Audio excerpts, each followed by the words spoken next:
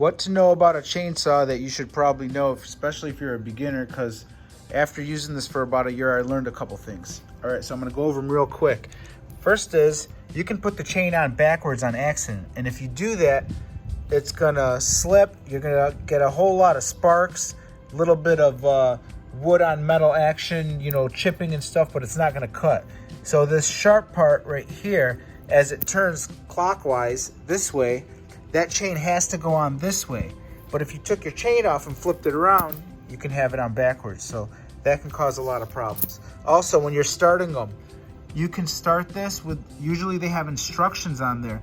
And if it does, follow the instructions, because it tells you step by step what they want you to do. And every time you do it, it seems like the thing will start up right away. But when you want to come here and do your own thing and pump it 2 times and start pulling with the choke out and it might not start, you don't know what the next step is. This one actually calls for closing the choke and re-pulling the string again.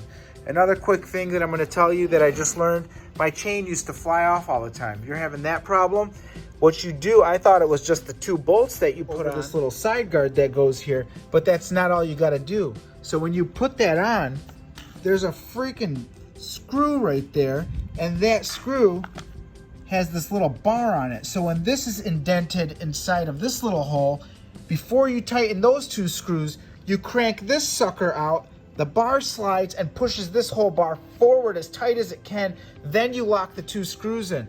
It seems like after I did that, my chain never slipped off. So that's a big one. The last thing is buying a pre-mixed 50-to-1 mix fuel, because that's what your chainsaw asks for on the side.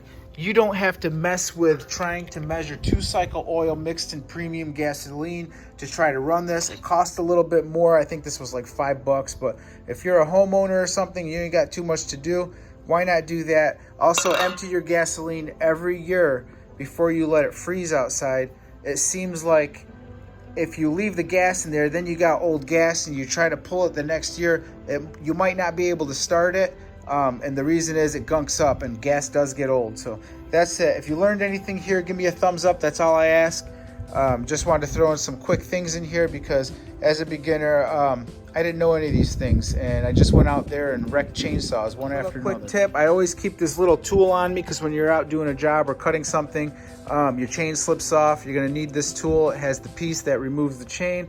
Also the flathead screwdriver to extend the bar. Just keep mine right there. It's always handy.